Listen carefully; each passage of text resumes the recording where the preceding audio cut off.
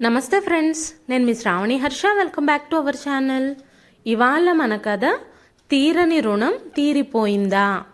రచించిన వారు శ్రీమతి తాటికోల పద్మావతి గారు. కథని చివరి వరకు వినండి, నచ్చితే లైక్ చేయండి. ఈ కథ పైన మీ విలువైన స్పందనని కామెంట్ రూపంలో మాకు తెలియజేయండి. కొత్తవారు ఎవరైనా చూస్తున్నట్లయితే మన ఛానల్ని సబ్స్క్రైబ్ చేసుకోండి. ఏదో పని ఉండి తాలూకా ఆఫీస్కు వెళ్ళాడు శేషగిరి. 10 ఏళ్ల తర్వాత అక్కడికి వెళ్ళడం మళ్ళీ ఇదే. అక్కడ రమణమూర్తి కనిపించాడు శేషగిరికి. చాలా కాలానికి కలుసుకున్న మిత్రులిద్దరూ ఒకరినొకరు పలకరించుకున్నారు. పని పూర్తయ్యాక మిత్రుణ్ణి తన ఇంటికి తీసుకెళ్లాడు రమణమూర్తి. వాకిట్లోకి అడుగు పెడుతూనే ఇల్లంతా పరికించి చూశాడు శేషగిరి. ముందున్న రేకుల షెడ్ మీదంతా శంకుపూల తీగ బాగా ఒత్తుగా అల్లుకునుంది. లోపలికి రాగానే 4 గదుల డాబా ఇల్లు. కబ్బోర్డ్లు బిగించి చాలా బాగుంది. ఇల్లంతా మారిపోయినందుకు ఆశ్చర్యపోతూ, లాటరీ ఏమైనా తగిలిందా ఏంటి, మంచి ఇల్లే కట్టావు అన్నాడు శేషగిరి. నువ్వు ఊహించింది నిజమే, అవన్నీ తర్వాత చెప్తానులే, రా లోపల కూర్చుని మాట్లాడుకుందాం అంటూ గదిలోకి తీసుకెళ్లాడు. సరళ, ఎవరొచ్చారో చూడు, అలాగే 2 కప్పుల కాఫీ అన్నాడు. అలాగేనండి, వస్తున్నా అంటూ కాఫీ కప్పులతో వచ్చి అక్కడ శేషగిరిని చూసి ఆశ్చర్యపోతూ, అన్నయ్య గారు బావున్నారా, ఇంతకాలానికి గుర్తొచ్చామా అని పలకరించింది. వాడికి మనం గుర్తు రాలేదు, నేనే గుర్తు పెట్టుకుని తీసుకొచ్చా. మంచి పని చేశారు. వదిన పిల్లలు ఎలా ఉన్నారు, వాళ్ళను కూడా తీసుకొస్తే బావుండేది. నేను ఆఫీస్ పని మీద వచ్చానమ్మా, ఈసారి తప్పకుండా తీసుకొస్తానులే అన్నాడు శేషగిరి. ఈ పూట వీడు ఇక్కడే భోంచేస్తాడు, వంట అయిందా అన్నాడు రమణమూర్తి. వంట పూర్తయి చాలాసేపు అయింది. పిల్లలు మీకోసమే ఎదురు చూస్తున్నారు. అయితే ఇంక ఆలస్యం ఎందుకు, వడ్డించు అన్నాడు. టేబుల్ మీద అన్నీ రెడీ చేసి మిత్రులిద్దరినీ భోజనానికి పిలిచింది సరళ. కంచంలో వడ్డించిన పదార్థాలు చూసి, ఏమిటి ఇవాళేమైనా స్పెషలా, ఇన్ని రకాలు చేశారు అంటూ బొబ్బట్టు తుంచి నోట్లో పెట్టుకున్నాడు శేషగిరి. మెత్తగా కరిగిపోయింది. ఇలాంటి బొబ్బట్లు తిని ఎంతకాలమైందో. ఎవరు చేశారో గాని అచ్చం మా అమ్మ చేసినట్లే ఉంది. బొబ్బట్లు చేయడంలో మా అమ్మతో ఎవ్వరూ పోటీ పడలేరు, అంత బాగా చేస్తుంది అన్నాడు శేషగిరి ఆనందంగా. ఇవి మా అమ్మ చేసిందిలే.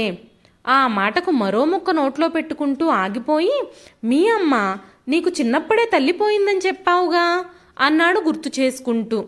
చిన్నప్పుడు తల్లి లేదు కాబట్టే పెద్దయ్యాక దొరికింది. ఏమిటి, నీకమ్మ దొరికిందా?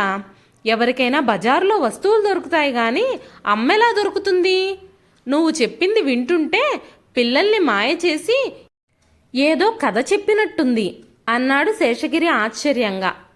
కొంతమంది అమ్మని పారేసుకుంటారు, కొంతమందికి అమ్మలు దొరుకుతారు. ఇవాళ మా అమ్మ దొరికిన రోజు, అదీగాక మా పెద్దబ్బాయి పుట్టినరోజు. 2 సందర్భాలు కలిసొచ్చాయి. ఏదో సస్పెన్స్ విడదీసినట్టు చెప్పాడు రమణమూర్తి. ఓహో, అదా సంగతి. పులిహోర, పాయసం, బొబ్బట్లు అదిరిపోయాయనుకో. ఇవి తింటుంటే మా అమ్మే గుర్తుకొస్తుంది. ఎక్కడుందో ఏమైపోయిందో, అసలు బ్రతికుందో లేదో తెలీదు. ఈ వంటలన్నీ చూస్తుంటే అచ్చం మా అమ్మ చేసిన వంటల్లానే ఉన్నాయి అనుకుంటూ ఎంతో ఆనందపడుతూ తిన్నాడు శేషగిరి. మళ్ళీ తనే, ఇన్ని గొప్ప వంటకాలు చేసిన మీ అమ్మను చూడాల్సిందే ఒకసారి అన్నాడు. దాందేముంది, తప్పకుండా. ఇంతకీ మీ అమ్మగారు ఎలా ఉన్నారు శేషగిరి? ఇంతసేపు అడగడం మర్చిపోయాను. రమణమూర్తి ప్రశ్నకు గతుక్కుమన్నాడు మిత్రుడు. భోజనం మధ్యలో కొరబోయింది. కొంచెం మంచినీళ్లు తాగి, అంత అదృష్టం నాకు లేదురా, ఈ మధ్యనే పోయింది గద్గద స్వరంతో చెప్పాడు. ఓ, ఐఎమ్ సారీరా, ఈ వంటలన్నీ మీ అమ్మే చేసిందనుకో, తృప్తిగా భోంచేయి అంటూ మిత్రుణ్ణి సముదాయించాడు రమణమూర్తి. భోజనాలు పూర్తయ్యాక ఇద్దరూ ముచ్చట్లాడుకుందామని లోపలి గదిలోకి వెళ్లారు. ఇప్పుడు చెప్పరా, తర్వాత చెప్తానన్నావు ఇందాక, ఏమిటా విశేషాలు? నేను ఈనాడు ఇలా ఉండడానికి కారణం మా అమ్మ. నా ఆస్తంతా కోర్టు తగాదాల్లో ఉండిపోయింది. అన్నదమ్ములెవ్వరూ పట్టించుకోలేదు. భార్య, 2 పిల్లలు, చాలని జీతంతో పోషణ భారమైపోయింది. వేన్నీళ్లకి చన్నీళ్లు తోడన్నట్టు సరళ కూడా స్కూల్లో టీచర్గా చేరింది. ఇద్దరం బయటికెళితే ఇంట్లో పిల్లల్ని చూసుకునే దిక్కు లేకుండా పోయింది. పిల్లలిద్దరూ సాయంత్రం పూట స్కూల్ నుంచి వచ్చి ఇంటి బయట ఆడుకునేవారు. వాళ్ళిద్దరినీ సరళ తన స్కూల్లోనే చేర్పించింది. 4 ఏళ్ల క్రితం బాబు పుట్టినరోజు నాడు పండ్లు పంచి పెడదామని మాకు దగ్గరలో ఉన్న వృద్ధాశ్రమానికి వెళ్ళాం. అక్కడ అందరూ కొడుకులు వదిలేసిన తల్లిదండ్రులు, అనాథలే ఉన్నారు. విజిటర్స్ వచ్చారంటే తమందరి కోసం వాళ్ళకేమైనా తెస్తారని ఆశగా ఎదురు చూస్తుంటారు. ఆ వృద్ధులు అందరికీ పండ్లు పంచిపెట్టి తిరిగి వెళ్ళిపోతుంటే ఓ పెద్ద మనిషి ఒక ఆమెను వెంటబెట్టుకుని వస్తూ మమ్మల్ని చూసి ఆగి, మీరు ఆ వృద్ధాశ్రమంలోంచి వస్తున్నారనుకుంటాను, ఈమెను కూడా కాస్త అందులో చేర్పించి పుణ్యం కట్టుకోండి అన్నాడు. రాజమండ్రిలో కనిపించింది, గోదావరిలో దూకబోతుంటే రక్షించి వెంటబెట్టుకుని ఇక్కడికి తీసుకొచ్చాను అంటూ చెప్పుకొచ్చాడు. ఆమెను చూడగానే ఆశ్రమానికి తీసుకెళ్లి వదలాలనిపించలేదు. ఏదో అనారోగ్యం వల్ల కాస్తంత నీరసంగా ఉంది. సరళ నా వైపు చూసింది. మన ఇంటికి తీసుకెళ్దామా అన్నాను. ఈ కరువు రోజుల్లో ఒక మనిషిని పోషించటం మన వల్ల అవుతుందా? ఆలోచించుకోండి అంది. చిన్నప్పటి నుంచి నాకు అమ్మంటే ఏమిటో, ఎలా ఉంటుందో తెలీదు. అమ్మ లేకుండానే పెరిగాను. అమ్మ మాతో వస్తావా అంటే, మీకు బరువేమో అంది. మాకున్న దాంట్లోనే పడతాం, అమ్మలాగా చూసుకుంటాను అన్నాను. పిల్లలు కూడా ఇష్టపడ్డారు. మాతో పాటు ఇంటికొచ్చింది. ఆ రోజు గోదావరిలో దూకపోతున్న మా అమ్మను ఆ పెద్ద మనిషి రక్షించి తీసుకొచ్చాడు కాబట్టి ఆవిడ బ్రతికే ఉంది. ఆమె తన వివరాలేమీ చెప్పలేదు, మేము అడగనూ లేదు. ఆమె కొడుకు ఎంత దుర్మార్గుడో, వదిలించుకోవాలనుకున్నాడు. వాడు ఒక మనిషేనా? వాడికి పుట్టగతులుండవు. తనకు తల్లి దొరికిన వైనాన్ని వివరించి చెబుతూ ఆవేశపడ్డాడు రమణమూర్తి. అక్కడి పరిస్థితులు ఎలాంటివో ఏమిటో మనకేం తెలుసు అన్నాను బింకంగా.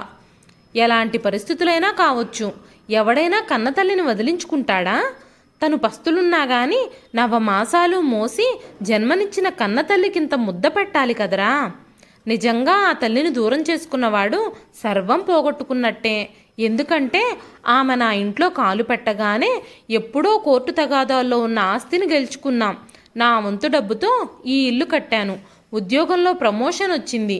ఆమెంటే పిల్లలకి ఎంతో ప్రాణం చెబుతూ మురిసిపోయాడు రమణమూర్తి. పోనీలేరా, అదృష్టానికైనా దురదృష్టానికైనా ఎవరో ఒకరు కారణమవుతారు. నిజంగా నువ్వు అదృష్టవంతుడివి. నీ మాటలు వింటుంటే మీ అమ్మను చూడాలనుందిరా, ఆ దేవతకు నమస్కరించాలనుంది. దానికేం భాగ్యం, రా చూద్దూ గాని అంటూ కామాక్షమ్మ గదిలోకి తీసుకెళ్లాడు రమణమూర్తి. అత్తయ్య గారు ఇంతకు ముందే గుడికెళ్లారు. ఇవాళ ఏదో కళ్యాణం జరుగుతుందట. అదంతా పూర్తయ్యాక తీర్థప్రసాదాలు తీసుకున్నాక గాని రానన్నారు చెప్పింది సరళ. అయ్యో అంటూ నిరాశగా వెనదిరగబోతూ మంచం పక్కనే స్టూల్ మీదున్న భగవద్గీత పుస్తకం చూసి నిశ్చేష్టుడైపోయాడు శేషగిరి. ఆ పుస్తకం చేతిలోకి తీసుకొని చూశాడు. తన తండ్రి మరణించిన తేదీ, ఆయన ఫోటో పుస్తకంలో ఉన్నాయి. ఈ పుస్తకం ఇక్కడికెలా వచ్చింది? వణుకుతున్న స్వరంతో అడిగాడు శేషగిరి. ఆ పుస్తకం ఎప్పుడూ అమ్మ దగ్గరే ఉంటుంది. ప్రతిరోజు స్నానం చేశాక రోజుకో శ్లోకం చదువుకోవడం అమ్మకు అలవాటు. శేషగిరి మనసులో భయసందేహాలు మొదలయ్యాయి. తన తల్లి పోయిందని అందరికీ చెబుతాడు గాని ఆమె ఎలా పోయిందో ఏమైపోయిందో మాత్రం చెప్పడు.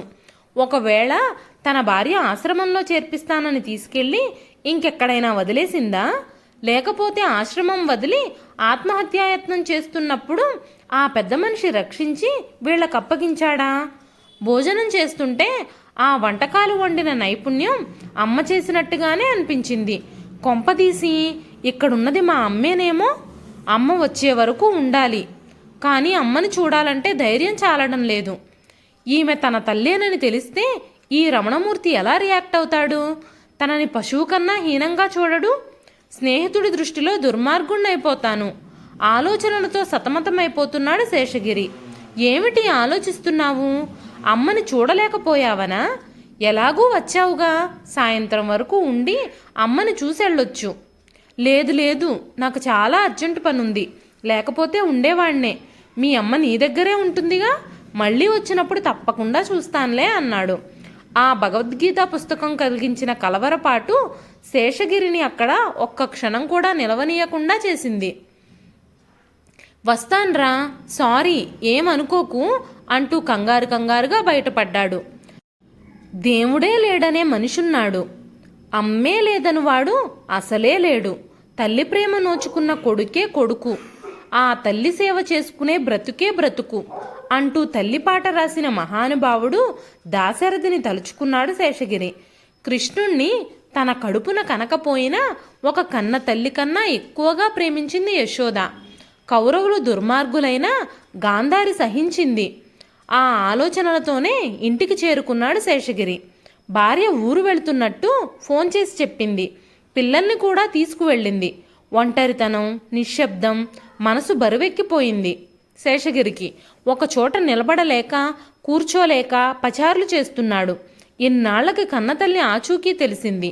తల్లి బ్రతికే ఉందన్న నిజం తెలిసాక తనకు సంతోషమా లేక తనకు అక్కర్లేదనుకుని వదిలించుకున్న ఆనందంలో తన తల్లిని మరొకరికి తల్లిగా చూసి సహించలేనితనమా? ఇన్నాళ్ళు ఆశ్రమంలోనే ఉండి ఉంటుందనుకున్నాడు. లేకపోతే ఆ తరువాత ఊహించడం కష్టంగా అనిపించింది. కొడుకైనా కూతురైనా ఆమెకు తనొక్కడే. శేషగిరి ఆత్మ దహించుకుపోతుంది. అంతరాత్మ అతన్ని నిలదీసి ప్రశ్నిస్తోంది.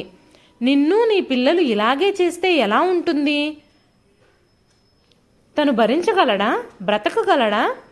అందరు కొడుకులు తనలాగే ఇలానే చేస్తారా? చెయ్యరు. ఎందుకంటే వాళ్ళు మానవత్వం ఉన్నవాళ్ళు. తను మాత్రం అజ్ఞానంలో పడి కొట్టుకుపోతున్నాడు. భార్య మాటలకు తల వంచిన విధేయుడు. నిజం తెలిస్తే సమాజం తనని చీదరించుకుంటుంది, అసహ్యించుకుంటుంది. భార్య ఊరెళ్ళింది. కనీసం మంచినీళ్ళిచ్చే దిక్కు లేదు. అమ్మ ఉంటే అదొక ఆనందం. తిన్నావా లేదా అని అమ్మ కడుపు తడిమి చూస్తుంది, భార్య జేబు తడిమి చూస్తుంది అని పెద్దలు అనుభవం గురించి చెప్పారు. చిన్నప్పటి శ్రవణకుమార్ కథ గుర్తొచ్చింది శేషగిరికి. తల్లిదండ్రుల్ని గంపల్లో కూర్చోబెట్టుకొని కావడిలో మోస్తూ పుణ్యక్షేత్రాలన్నీ తిరిగాడు. భార్యని పిల్లల్ని వెంటనే రమ్మని ఫోన్ చేశాడు శేషగిరి. ఎన్నడూ లేనిది వెంటనే ఎందుకు రమ్మంటున్నారు? ఒకవేళ ఆరోగ్యం బాగాలేదేమో అని పిల్లల్ని తీసుకుని ఇంటికి తిరిగి వచ్చింది భార్య రాగిణి. 2 రోజుల్లోనే దిగాలు పడ్డాడు శేషగిరి. ముఖం పీక్కుపోయింది. లంకణాలు చేసిన మనిషిలా ఉన్నాడు. ఏమైందండి? ఎందుకలా ఉన్నారు? నేను ఊరు వెళ్ళిన రోజు కూడా బానే ఉన్నారుగా? ఆదుర్దాగా అడిగింది భార్య. నిన్నటికి ఈ రోజుకి తేడా ఉన్నట్టే నిన్న చూసిన దానికే ఇవాళ చూసిన దానికి తేడా ఉంటుందిగా. ఏంటో కొత్తగా మాట్లాడుతున్నారు. కొత్త విషయాలు తెలిస్తే మాటలు కూడా కొత్తగానే ఉంటాయి. భర్తలో ఏదో మార్పు గమనించింది రాగిణి. మా అమ్మని ఏ ఆశ్రమంలో చేర్పించావు? ఇప్పటికైనా నిజం చెప్పు గద్దించాడు శేషగిరి. ఇందులో అబద్ధం ఏముంది? నిజమే చెప్పాను. రాజమండ్రి ఆశ్రమంలో చేర్పించానని చెప్పానుగా. కాదు, నువ్వు నా దగ్గర ఏదో దాస్తున్నావు. నువ్వు అసలు ఆశ్రమానికే తీసుకెళ్ళలేదు. ఆశ్రమంలో చేర్పిస్తే అక్కడుండక ఏమైపోతుంది? 4 ఏళ్ల తర్వాత మీ అమ్మ గుర్తొచ్చిందా? ఏమో, ఎక్కడుందో నాకేం తెలుసు? చేసిందంతా నువ్వే, నీకే తెలుసు. నువ్వు నిజం చెప్పకపోతే ఏం జరుగుతుందో నాకే తెలీదు. ఏంటి బెదిరిస్తున్నారా? మీ అమ్మ కోసం నన్ను నిలదీస్తారా? నిలదీయడం కాదు, భార్యవని కూడా చూడను, చంపి పాతరేస్తాను. తర్వాత మీరు సుఖంగా ఉంటారనుకుంటున్నారా? ఇంకా సుఖమెక్కడా? ఇంట్లో నరకం సృష్టించావు. ఇంతకీ అమ్మ ఎక్కడ ఉందో వెతకాలి. నాకేం తెలీదు. బ్రతికే ఉందో చచ్చిందో. ఛీ, దుర్మార్గురాలా. ముదిమి వయసులో ఆమె ఇల్లు విడిచి వెళ్ళింది. ఎక్కడుందో ఏమైందో అమ్మ దొరికే వరకు వెతుకుతూనే ఉంటా అంటూ కట్టలు తెంచుకున్న ఆగ్రహంతో కారు తీసుకుని బయలుదేరాడు శేషగిరి. కనిపించిన ఆశ్రమానికల్లా ఫోటో చూపించి అడుగుతున్నాడు. అటువంటి వాళ్ళు ఇక్కడెవ్వరూ లేరని చెప్పారు. ఆ రోజు జరిగిన సంఘటన గుర్తుకొచ్చింది. భార్యాభర్తలిద్దరూ కామాక్షమ్మ విషయంలో గొడవ పడ్డారు. ఆ మధ్య ఎందుకో బాగా దగ్గొచ్చింది కామాక్షమ్మకి. మందులు వాడినా తగ్గలేదు. అదే టీబీ వచ్చిందని సృష్టించింది రాగిణి. ఈ రోగిష్టిది ఇంట్లో ఉండడానికి వీల్లేదు. ఏదైనా ఆశ్రమంలో చేర్పించండి, లేకపోతే ఆ వ్యాధి మనకు పిల్లలకు కూడా అంటుకుంటుంది అని గొడవ చేసింది రాగిణి. మందులు వాడితే నయమైపోతుందని డాక్టర్లు చెప్పారు కదా. ఇంకా భయం దేనికి? ఈ రోజుల్లో ఎలాంటి జబ్బులకైనా మంచి మందులున్నాయి. అది మీ అపోహ. ఆ జబ్బు మళ్ళీ మళ్ళీ తిరగబెడుతూనే ఉంటుంది. అమ్మ దృష్టిలో, సమాజం దృష్టిలో నన్ను చెడ్డవాడిగా చేస్తావా? మరేం పర్లేదు. మీ అమ్మను చూస్తుంటే నాకు అసహ్యం వేస్తుంది. ఎప్పుడూ దగ్గుతూ రోగిష్టిదానిలా కనబడుతుంది. ఆమె తిన్న కంచం, గ్లాసు, పక్కపడ్డలు అన్నీ వేరుగా ఉంచాలి. ఓ మూల పడుండక ఇల్లంతా తిరుగుతుంది. సేవలు చేయలేక చస్తున్నాం. నేను కూడా ఉద్యోగంలో చేరితే ఆమెనెవరు చూస్తారు? ఎక్కడో ఆశ్రమం ఉందట, అక్కడ చేర్పిద్దాం. మా అమ్మకి నేనే సేవలు చేస్తాలే, ఎక్కడికి పంపించవద్దు. తల్లిని వెళ్ళగొట్టాడన్న చెడ్డ పేరు వస్తుంది. మీకు మీ అమ్మ కావాలో నేను కావాలో నిర్ణయించుకోండి. మీ అమ్మ ఇంట్లో ఉంటే నేను ఇక్కడ ఒక్క క్షణం కూడా ఉండను. నిర్ణయం మీదే, ఆజ్ఞాపించింది రాగిణి. వాలిపోయే పొద్దులాంటి అమ్మ ఈ వయసులో ఆమెకో పలకరింపు కావాలి. వయసు పెరిగే కొద్దీ తరిగిపోయే ఆయువు. మలిసందెలో ఒంటరిగా వదిలేసి వాళ్ళ త్యాగాన్ని గుర్తించకుండా వట్టిపోయిన గోవుని వంద్యశాలకు తరలించినట్టు సంస్కారహీనంగా ప్రవర్తించడం మానవత్వం అనిపించుకోదు. మరోసారి ఆలోచించు అన్నాడు తను. రాగిణికి భర్త మాటలు చెవికెక్కలేదు. తల్లి కోసం ఖర్చు చేసే డబ్బు పిల్లల చదువులకు పనికొస్తుందని హితబోధ చేసింది. రాత్రికి కామాక్షమ్మకు నిద్ర పట్టలేదు. తన మూలంగా కొడుకు కాపురం కూలిపోయేటట్టుంది. వాళ్ళిద్దరినీ విడదీసిన పాపం తనకెందుకు? వాళ్ల మాటలన్నీ విన్నాక ఇంకా ఎందుకు బ్రతికుండడం అనుకుంది. చీకటితోనే లేచి వడివడిగా రోడ్డు బాట పట్టింది. ఆమెకు తెలియకుండానే అడుగులు రైల్వే స్టేషన్ వైపు నడిచాయి. రాజమండ్రి రైలు సిద్ధంగా ఉంది. టిక్కెట్టు లేకుండా ప్రయాణం చేయడం నేరం, కానీ తప్పలేదు కామాక్షమ్మకు. ఆ రోజు టీసీ రాకపోవడం ఆమె అదృష్టం. రైలు దిగి గోదావరి వైపు అడుగులేసింది. తనను బలవంతంగా బయటకు లాగి ప్రాణాలు కాపాడారెవరో. కామాక్షమ్మ ఇంట్లో కనిపించకపోయేసరికి మతి భ్రమించి ఎటో వెళ్ళిపోయిందని ప్రాపకాండ చేశారు. కనీసం వెతికించే ప్రయత్నం చేయలేదు. శేషగిరికి అనుమానం రుజువుకు కారణం దొరికింది. కారు స్పీడ్గా దూసుకుపోతుంది. ముందు రమణమూర్తి ఇంటికెళ్ళాలి. మా అమ్మని నాకిచ్చేయమని ప్రాధేయపడాలి. చేసిన తప్పును ప్రక్షాళన చేసుకోవాలి. అమ్మా, నన్ను క్షమించమని అడిగే అర్హత కూడా లేనివాణ్ణి. నా అసమర్థత వల్లే ఇలా జరిగింది. అమ్మ లేని ఇల్లు చీకటి గూడే. సడన్ బ్రేకుతో అతడి ఆలోచనలు ఆగాయి. అతడి కారు ఆగింది. అడ్డంగా వచ్చింది ఒక ముసలావిడ. చేతిలో గుడ్ల మూటతో చిల్లర అడుగుతుంది. కాస్తలో ప్రమాదం తప్పిపోయింది. ఆమె కొడుకు కూడా నాలాంటి దుర్మార్గుడే అయ్యుంటాడు. అందుకే ఆమెకి గతి పట్టింది. జేబులోంచి 100 రూపాయల నోటు తీసి కారు డోరు తెరిచి ఆమె పళ్ళెల్లో వేశాను. 100 నోటు చూడగానే ఆమె కళ్ళు ఆనందంతో మెరిశాయి. ధర్మప్రభువులు చల్లగా ఉండండి అంటూ దీవించి వెళ్ళింది. రమణమూర్తి పిల్లలు అదృష్టవంతులు. తన తల్లితో కథలు, కబుర్లు చెప్పించుకుంటూ తెలియని విషయాలెన్నో నేర్చుకుంటున్నారట. ఆమె ఇంటికొచ్చినప్పటి నుంచి అదృష్టం కలిసొచ్చిందన్నాడు. ఉన్న అదృష్టం పోగొట్టుకొని తను విలవిల్లాడుతున్నాడు. తన పిల్లలు చెప్పిన మాట వినరు. అడిగినంత డబ్బివ్వాలి. ఖర్చులకు అంతులేదు. అల్లరి చిల్లరి తిరుగుళ్ళు.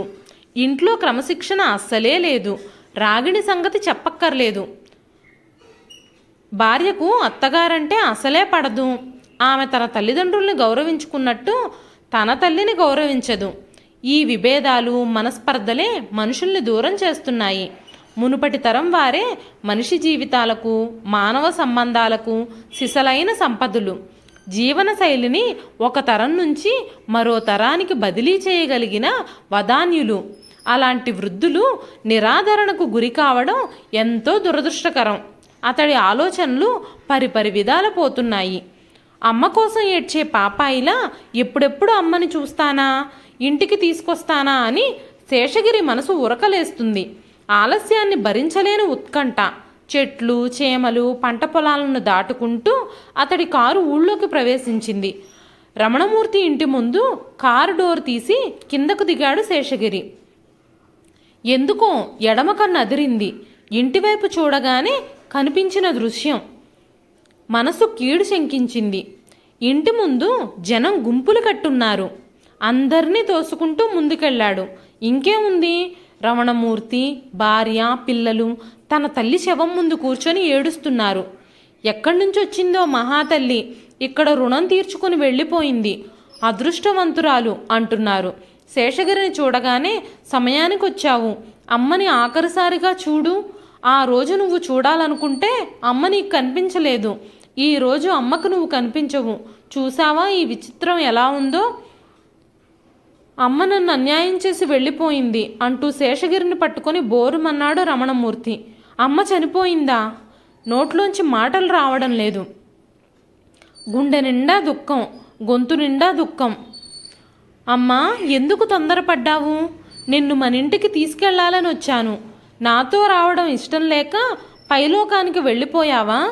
ఈ దుర్మార్గుణ్ణి క్షమించలేవా అంటూ తల బాదుకుని తల్లి శవం మీద పడి కుళ్ళి కుళ్ళి రోధించాడు శేషగిరి.